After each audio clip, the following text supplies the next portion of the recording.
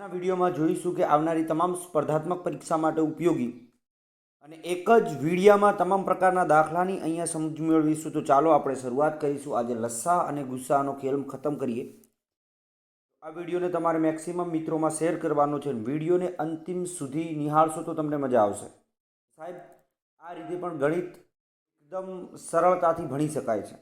તો ચલો આપણે આપણી સમય બરબાદ ન કરતા આપણે વિડીયોની શરૂઆત કરીએ। અહીંયાથી આપણે પ્રશ્ન વાઇઝ ચાલીશું। તો પહેલો પ્રશ્ન જુઓ કે અવિભાજ્ય સંખ્યાને ખાલી જગ્યા અવયવ હોય છે। જ્યારે પણ તમને પરીક્ષામાં અવિભાજ્ય શબ્દ પૂછાય એનો આપણને અર્થ ખબર હોવી જોઈએ કે સાહેબ અવિભાજ્ય સંખ્યા કોને કહીશું। અહીંયા હું સમજાવવાનો પ્રયત્ન કરું છું દોસ્તો। અવિભાજ્ય સંખ્યા એટલે શું? અવિભાજ્ય સંખ્યા એટલે કે એવી સંખ્યા, કોઈ પણ એવી સંખ્યા, અવિભાજ્ય સંખ્યા કોને કહેવાય? તો કોઈ પણ એવી સંખ્યા જે સંખ્યા પોતે પોતાના વડે ભાગી શકાય અને એક બીજી સંખ્યા છે એક, કોઈ એવી સંખ્યા કે જે પોતાના વડે ભાગી શકાય અને એક વડે ભાગી શકાય એવી સંખ્યાને આપણે અવિભાજ્ય સંખ્યા કહીશું। હજુ સાહેબ એક આદું ઉદાહરણ કહો તો ખબર પડે। અહીંયા હું ઉદાહરણ કહું છું। આપણે ઉદાહરણ તરીકે લઈએ સાહેબ 43 43 કેવી સંખ્યા? તો અવિભાજ્ય સંખ્યા છે, કારણ કે 43 કોઈના ઘડિયામાં આવતી નથી। હવે કોઈના ઘડિયામાં આવતી ન હોય તો તેને અવિભાજ્ય સંખ્યા કહેવાય। તો હવે આપણે કહીએ સાહેબ 43 ને 43 વડે ભાગો, 43 ને 43 વડે ભાગીએ તો શેષ શું મળે? તો હંમેશા આની શેષ મળશે દોસ્તો 0। આપણે પહેલું જુઓ કે અવિભાજ્ય સંખ્યામાં પોતે પોતાના વડે ભાગતા શેષ 0 મળે। તો 43 ને 43 વડે ભાગો એટલે શેષ 0 મળે। આ આપણે પહેલું વિધાન સમજ્યા કે સાહેબ પોતાના વડે ભાગી શકાય ને તેવી સંખ્યા। બીજું વિધાનમાં શું કીધું સાહેબ? એક વડે પણ વિભાજ્ય હોય। 43 ને 1 વડે ભાગો તો પણ શેષ કેટલી મળે? તો શેષ દોસ્તો મળે 0। શેષ કેટલી મળે છે? 0। તો અહીંયાથી એક વિધાન સ્પષ્ટ થાય કે સાહેબ કોઈ પણ એવી સંખ્યા કે જે પોતે પોતાના વડે ભાગી શકાય અથવા તો એક વડે ભાગી શકાય, બંનેનો ભાગાકાર 0 મળે તો એવી સંખ્યાને આપણે અવિભાજ્ય સંખ્યા કહીએ છીએ। ચાલો આપણે બીજું ઉદાહરણ નથી લેવું। તો કેટલાકના મનમાં એવો સવાલ થાય સાહેબ 43 ને 2 વડે ભાગો તો કોઈ પણ મિત્રોને એવો સવાલ હોય કે સાહેબ 43 ને 2 વડે ભાગવાથી આપણો જવાબ મળે છે 21.5। તો જ્યારે પણ કોઈ પણ અવિભાજ્ય સંખ્યાને તમે કોઈ પણ સંખ્યા વડે ભાગશો તો જવાબ હંમેશા પોઈન્ટમાં જ મળશે। કોઈ પણ અવિભાજ્ય સંખ્યાને કોઈ બીજી સંખ્યા વડે ભાગવામાં આવે, એક અને પોતાના સિવાય, યાદ રાખજો, એક અને પોતાના સિવાય કોઈ પણ સંખ્યા વડે ભાગો ને ત્યારે જવાબ હંમેશા પોઈન્ટમાં મળશે। તો અહીંયા અવિભાજ્ય સંખ્યાને ખાલી જગ્યા અવયવ હોય તો અવિભાજ્ય સંખ્યાને હંમેશા 2 અવયવ હોય। કયા કયા 2 અવયવ? એક તો પોતે હોય અને એક હોય। તો અહીંયા ઓપ્શન બી આપણો સાચો છે કે અવિભાજ્ય સંખ્યાને 2 અવયવ હોય છે। મિત્રો તમને મજા આવે તો વિડીયોને લાઈક કરી દીજો અને કોમેન્ટમાં લખજો કે તમને વિડીયો કેવો લાગે છે।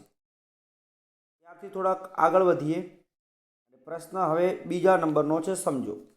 પ્રશ્ન એકદમ ઇઝી છે અને એને સમજવાનો પ્રયત્ન કરીએ। પ્રશ્ન સમજો શું કહેવા માગે છે। પ્રશ્ન જુઓ, 1 થી 25 સુધીમાં કેટલી અવિભાજ્ય સંખ્યાઓ આવશે? હવે આવો પ્રશ્ન ઘણી વખત પરીક્ષામાં પૂછાતો હોય તો સાહેબ અવિભાજ્ય સંખ્યાઓ આપણે ગણી લઈએ કે સાહેબ કઈ કઈ આવે। પહેલાં શરૂઆત કરીએ સાહેબ 1 થી 10માં આવતી કુલ અવિભાજ્ય સંખ્યાઓ। 1 થી 10માં આવતી અવિભાજ્ય સંખ્યાઓની વાત કરીએ દોસ્તો। 1 થી 10માં તમને ખબર હોય તો 2 આવશે, 3 આવશે, 5 આવશે, 7 આવશે। તો 1 થી 10ની અંદર આવતી અવિભાજ્ય સંખ્યાઓ 4 છે ટોટલ, 2, 3, 5 અને 7। હવે બીજું વાત કરીએ સાહેબ 11 થી 20માં આવતી અવિભાજ્ય સંખ્યાઓ કેટલી? 11 થી 20માં આવતી અવિભાજ્ય સંખ્યાઓની આપણે ચર્ચા કરીએ, વાત કરીએ તો સાહેબ 1 આવશે 11, 13, 17 અને 19। તો આની અંદર પણ કેટલી આવશે? 4। તો 11 થી 20માં 4 અવિભાજ્ય સંખ્યાઓ, 1 થી 10માં 4 અવિભાજ્ય સંખ્યાઓ તમને પૂછાય, 1 થી 20માં 8 અવિભાજ્ય સંખ્યાઓ આવે। હવે હવે આગળ જુઓ, અહીંયાથી સાહેબ 21 થી 25માં કુલ કેટલી અવિભાજ્ય સંખ્યાઓ આવે? 21 થી 25માં આવતી અવિભાજ્ય સંખ્યાઓની આપણે વાત કરીએ તો એક જ આવશે 23. 21 થી 25માં કેટલી અવિભાજ્ય સંખ્યાઓ આવશે? તો હવે પ્રશ્ન શું પૂછો છો કે 1 થી 25માં કેટલી અવિભાજ્ય સંખ્યાઓ આવે? 1 થી 20માં 8, 8માં એક ઉમેરો એટલે 9. તો 1 થી 25 સુધીની સંખ્યાઓમાં આવતી કુલ અવિભાજ્ય સંખ્યાઓ કેટલી છે દોસ્તો? 9 કેટલી છે? એટલા માટે ઓપ્શન સી આપણો સાચો છે. હવે સાહેબ આવો પ્રશ્નથી થોડા એડવાન્સમાં પ્રશ્ન લઈએ. પ્રશ્ન તમને આવો પૂછાય કે 1 થી 50 સુધીમાં આવતી કુલ અવિભાજ્ય સંખ્યાઓ કેટલી? થી 50 સુધીમાં આવતી કુલ અવિભાજ્ય સંખ્યાઓ દોસ્તો 15 થશે. કેટલી? આ પ્રશ્ન પૂછાય તો આવડવો જોઈએ કે 1 થી 50 સુધીમાં આવતી કુલ અવિભાજ્ય સંખ્યાઓ 15 છે. ત્યાંથી મિત્રો વાત કરીએ કે 1 થી 100 સુધીમાં, 1 થી 100 સુધીમાં આવતી કુલ અવિભાજ્ય સંખ્યાઓ કેટલી? તો કુલ અવિભાજ્ય સંખ્યાઓ થશે 25. તો અહીંયાથી આપણે અવિભાજ્યને લગતો કોન્સેપ્ટ એકદમ મગજમાં ચડી જાય એ રીતે સમજાવવાનો પ્રયત્ન કર્યો છે. મને આશા છે કે આપ સર્વને આ 5 પ્રશ્નો તમને આવડતા હશે અને ભવિષ્યમાં ક્યારે પણ પરીક્ષામાં પૂછાય તો તમને મગજમાં હોવું જોઈએ કે અમે આવો ક્યાંક વિડીયો જોયો હતો અને તમારે સીધા મગજની ખોપડીમાં ચડી જશે. ચલો આપણે થોડુંક આગળ વધીએ. હવે સાહેબ જે પોઈન્ટોની ચર્ચા કરવાના છીએ એની ચર્ચા કરીએ. પહેલો જ ટોપિક સમજીએ, ગુસ્સા એટલે શું? બધાને ખબર હોય સાહેબ, ગુસ્સાનું પૂરું નામ ગુરુત્તમ સામાન્ય અવયવ છે. સાહેબ આને શોધવો કઈ રીતે? અલગ અલગ પદ્ધતિઓથી તમે શોધી શકો, પણ આપણે એક જ પદ્ધતિ અપનાવીશું અને એ પણ એકદમ શોર્ટ. અહીંયા ગુસ્સાને ઇંગ્લિશમાં કહેવાશે HCF. HCF કહેવાશે. ગુસ્સાને ઇંગ્લિશમાં HCF કહેવાશે. હવે સાહેબ ઉદાહરણ દ્વારા સમજાવો તો અહીંયા સમજવાનો પ્રયત્ન કરીએ. ઉદાહરણ લઈએ કે સાહેબ તમારે 9 અને 18નો ગુસ્સા શોધવો છે. પરીક્ષામાં પૂછાય સાહેબ 9 અને 18નો ગુસ્સા કેટલો થાય? તો કંઈ જ નહીં કરવાનો દોસ્તો, એક સાઈડ 9 એક સાઈડ 18, આ બંને આ રીતે લખી દો. જો 9ના ઘડિયામાં 18 આવે તો 9 દુ 18 થાય. અહીંયા કહેવું હોય તો કહી શકાય 9 એકા 9 અને 9 દુ 18. હવે બીજું સાહેબ પહેલું સ્ટેપ આપણે આટલું કરીશું. 9 એકા 9 અને 18 દુ એટલે 18 એટલે 9 દુ 18. હવે બંનેમાં સામાન્ય આવતું હોય, બંનેમાં સામાન્ય આવતી હોય એવી સંખ્યા, સમાન દેખાતી હોય એવી સંખ્યા સાહેબ 9 છે. કેટલી છે? 9 છે. તો અહીંયા આપણો જવાબ આવશે સાહેબ ગુસ્સા. કોનો ગુસ્સા? 9 અને 18નો ગુસ્સા કેટલો થાય? તો 9 આપણો જવાબ આવશે. આ તો એકદમ સરળ થઈ ગયું સાહેબ. બંનેમાં આપેલી માગેલી જે રકમ છે એમાં બંને સંખ્યાઓ છે એના આપણે અવયવ પાડીશું. એટલે અવયવ કઈ રીતે પાડે? અમુક વ્યક્તિઓ 9ના અવયવ આ રીતે પાડે. હવે આવા અવયવ આપણે પાડવા જઈએ ને 3 તરી 9, અહીંયા 3 મૂકીએ, પછી કરવું પડે સાહેબ 3 અને 1. હવે 18ના અવયવ આ રીતે પાડવા જઈએ તો આપણો શું થાય? 9 દુ 18, 3 તરી 9 એટલે આવું લખે. આ રીતે આપણે અવયવ પાડીએ તો બીજા અવયવ પાડીએ 18, 18 એટલે 3 3 2 1. તો આ રીતે જ્યારે પણ આપણે અવયવ પાડવા જઈએ તો પરીક્ષામાં શું થાય? આપણા સમયનો બરબાદી થાય, સમય વધી જાય. તો આપણા આ સમયનો બચાવ માટે સીધા આપણે આ પ્રોસેસ કરીશું. તો આશા હશે કે સાહેબ આ ઉદાહરણ દ્વારા તમને માહિતી મળી હશે. તો આપણે હવે દાખલાઓની શરૂઆત કરીએ એ પહેલાં હવે બીજો એક કોન્સેપ્ટ સમજીએ સાહેબ, લસા એટલે શું? લસા કેવો કોને? લસાનું પૂરું નામ છે લઘુત્તમ સામાન્ય અવયવી અને ઇંગ્લિશમાં આને કહેવાશે LCM. ઇંગ્લિશમાં આનું નામ છે દોસ્તો LCM. ઇંગ્લિશમાં શું કહેવાય? LCM. હવે આપણે સમજો કે સાહેબ ઉદાહરણ દ્વારા સમજીએ તો કે 9 અને 18નો તમારે શું શોધવો છે? લસા. 9 અને 18નો લસા શોધવાનું પ્રશ્ન પૂછાય કે 9 અને 18નો લસા જણાવો. તો 9 અને 18નો લસા શોધવા માટે આપણે રીત કશું કરવાની નથી. 9ના અવયવ પડશે 9 એકા 9 અને 18 તો 18ના મિત્રો અવયવ પડશે 9 દુ 18. અહીંયા 9 9 સામાન્ય તો લઈ લઈએ. તો કે સાહેબ લસામાં કરવાનું શું, બધા જ અંકોમાં સામાન્ય નીકળે એવા પહેલાં પસંદ કરીશું. પહેલાં કેટલા સામાન્ય નીકળ્યા 9, તો અહીંયા કેટલા વધ્યા સાહેબ 2, તો અહીંયા 2 લખી દો. અને અહીંયા ઉપર કેટલા વધ્યા સાહેબ 1, એટલે 9 દુ 18 ને 18 એકા 18, તો આપણો જવાબ શું આવશે 18. તો એક આ રીત પણ તમે કરી શકો. હવે સાહેબ બીજી કોઈ રીત છે, તો કે હા બીજી રીત છે. જુઓ 9માં અવયવી જોઈએ 9 દુ 18 27, આ રીતે ભાગ પડે. 18માં જોઈએ 18 એકા 18, 18 દુ 36, 18 તરી 54, આ રીતે પણ ભાગ પડે. તો અહીંયા પહેલામાં જુઓ 9માં પહેલામાં જુઓ 18 અને બીજામાં 18, તો આ બંને અહીંયા સામાન્ય છે. અહીંયા 18 છે, અહીંયા 18 છે. તો આમનો આ પદ્ધતિ પ્રમાણે રીત 2 પ્રમાણે લસા કેટલો થશે 18 થશે. પરંતુ જ્યારે તમે ટૂંકા ઘડિયા હોય, મતલબ તમને પૂછાય 125નો લસા 173નો લસા, તો એ સમયે આપણે શું કરવું પડે, આ રીતે ઘડિયા કરવા જઈએ તો ટાઈમ વધારે જાય. તો હવે આપણે પ્રશ્નોની શરૂઆત કરીએ, લગાતાર એક પછી એક સમજવાનો પ્રયત્ન. પહેલો પ્રશ્ન જુઓ, 36 અને 24નો ગુસ્સા કેટલો થાય છે. હવે જ્યારે ગુસ્સાની વાત આવે એટલે આપણે એક સાઈડ 36 લખી દઈએ અને એક સાઈડ 24 લખીએ. હવે આપણે યાદ રાખીએ કે 12ના ઘડિયામાં 36 આવે એટલે તમે કહેશો સાહેબ 12 ગુણ્યા 3 એટલે 36 થાય, અને 12 દુ 24, આ બંને થઈ ગયું. હવે ઉપર નીચેમાં એક જેવી દેખાતી સંખ્યા કઈ, તો સાહેબ તમે કહેશો અહીંયા 12 અને અહીંયા 12, આ બંને સમાન દેખાય છે, એટલા માટે લખવું પડે સાહેબ ગુસ્સા 36 અને 24નો ગુસ્સા કેટલો થાય, તો સાહેબ થશે અહીંયા 12. આ આપણો જવાબ છે. તો ઓપ્શન કયો સાચો છે, તો અહીંયા ઓપ્શન ઈ, એક પણ નહીં, એટલે ઓપ્શન નન આપણો સાચો છે. તો અહીંયા આ રીતે પ્રશ્નનો સવાલ બને કે સાહેબ 36 અને 24નો ગુસ્સા, તો બંનેમાં 36 અને 24ના આપણે અવયવ લીધા, તો 12 આપણો જવાબ. હવે ત્યાંથી થોડાક આગળ વધીએ અને બીજો જ સવાલ છે, 36 અને 24નો લસા કેટલો થાય. અહીંયા આપણે 36ના અવયવ પાડ્યા હતા અને અહીંયા 24ના અવયવ પાડ્યા હતા. 36ના અવયવ કેટલા પડે, 12 તરી 36 અને અહીંયા 12 દુ 24. તો હવે આપણે શું લેવાનો, લસા. જ્યારે પણ લસા શોધવાનું થાય તો લસાને આપણે કહીશું 36 અને 24. હવે અહીંયા એક સામાન્ય કિંમત નીકળી 12, આપણે લઈ લીધી. હવે અહીંયા કેટલા વધ્યા 3, અહીંયા મૂકી દો 3, ગુણ્યા અહીંયા વધ્યા 2, તો અહીંયા મૂકી દો 2. 12 તરી 36, 36 દુ 72, જવાબ કેટલો આવશે 72. આપણો 32 આપણો સાચો જવાબ છે, એટલા માટે ઓપ્શન સી આપણો સાચો છે. આના ઉપરથી પણ તમે સીધું કરો સાહેબ, 12 લઈ લો, આ લખવાની જરૂરિયાત નથી, અહીંયા 12 લઈ લો અને 3 દુ 6, એટલે 12 6 72, સીધો જવાબ મળી જાય.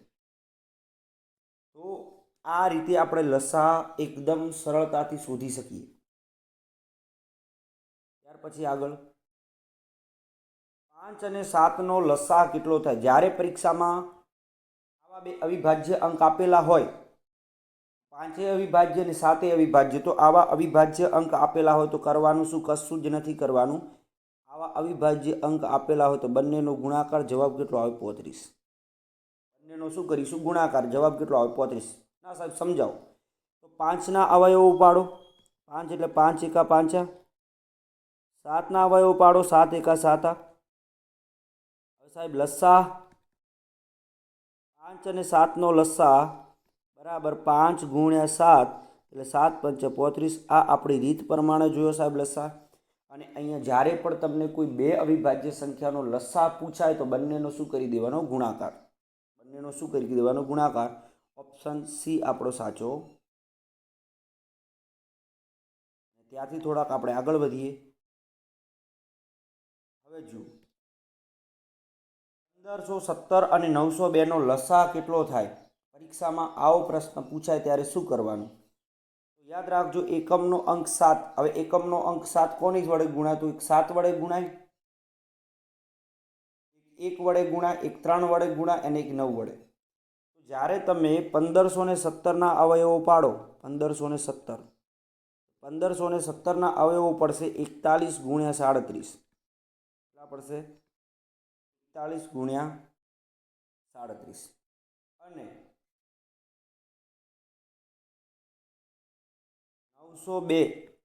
902ના અવયવો પાડશો એટલે પડશે 41 ગુણ્યા 22. હવે તમારે મને આનો લસ્સા શોધવાનો પૂછ્યો છે. તો લસ્સા કેટલો થાય? 15, 17 અને 902નો લસ્સા એટલે અહીંયા 41 બંનેમાં સમાન છે એટલે ગુણી દેવાના. 41 ગુણ્યા 37 ગુણ્યા 22. તો આનો મને તમારે ગુણાકાર કરી અને જવાબ કોમેન્ટમાં લખવાનો છે. જવાબ શામાં લખવાનો? મને કોમેન્ટમાં તમારે મને જવાબ લખવાનો છે. અહીંયા પ્રશ્નમાં લખવામાં ભૂલ છે. શું લખવાનું હતું? ગુસ્સા. આ બંનેનો ગુસ્સા કેટલો થાય? તો પરીક્ષામાં આ બંનેનો ગુસ્સા પૂછાય. બંનેનો શું પૂછાય? ગુસ્સા. તો કે સાહેબ ગુસ્સા એટલે બંનેમાં સમાન કિંમતો કેટલી મળી સાહેબ? 41. એટલે 41 આપણો શું કહેવાય? ગુસ્સા. અહીંયાથી આ પ્રશ્ન આપણો એકદમ સરળતાથી ક્લિયર થાય. તમારા માટે એક મેં હોમવર્ક આપેલું છે, મને જવાબ કોમેન્ટમાં લખજો.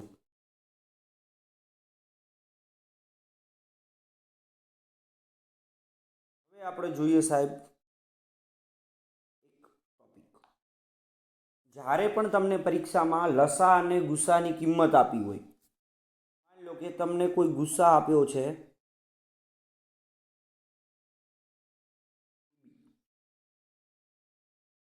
આપણને ગુસ્સા AB આપેલો હોય અને લસા AB આપેલો હોય. રકમમાં લસા અને ગુસ્સા બંનેની કિંમત આપેલી હોય અને એ પૈકી કોઈ બે કિંમતો હોય, કોઈ પણ બે સંખ્યાઓ હોય, કિંમત હોય, કોઈ પણ બે સંખ્યા હોય, બે સંખ્યા આપેલી હોય AB. તો આવા કેસનું સૂત્ર શું બનશે? આવા કેસનું સૂત્ર બનશે સાહેબ લસા ગુણ્યા ગુસ્સા બરાબર AB. ધારો કે કોઈ એક સંખ્યા એટલે કોઈ પણ બે સંખ્યા લેવાની. કેટલી? બે સંખ્યાઓનો ગુસ્સા 8 અને એમનો લસા 16 છે. એમાંની એક સંખ્યા 4 હોય, એક સંખ્યા શું હોય? 4 હોય. તો બીજી સંખ્યા શોધો. આવો પ્રશ્ન પૂછાય તો શું કરવાનું? આ બંનેનો લસા કેટલો સાહેબ? 16. ગુસ્સા કેટલો? 8. એક સંખ્યા કઈ? 4. અહીંયા 4 દુ 8 અને 16 દુ 32. એટલે બીજી સંખ્યા કઈ હશે? 32 બીજી સંખ્યા હશે. આવા પ્રશ્નો પરીક્ષામાં પૂછાય તો સૂત્ર યાદ રાખવાનું લસા ગુણ્યા ગુસ્સા બરાબર, અથવા તો લસા ગુણ્યા ગુસ્સા બરાબર પ્રથમ સંખ્યા ગુણ્યા બીજી સંખ્યા. હવે સમજો એ જ રીતે આ પ્રશ્ન જુઓ. અહીંયા થોડી ટાઈપિંગમાં ભૂલ છે. અહીંયા આપણો આવશે ગુસ્સા. શું લખેલું હશે દોસ્તો? ગુસ્સા.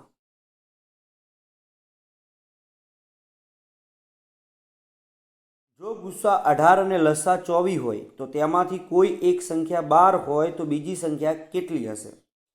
આવો પ્રશ્ન પૂછાય. એક સંખ્યા આપેલી છે, લસા અને ગુસ્સાની કિંમતો આપી છે. તો આપણી પાસે સૂત્ર આવ્યું સાહેબ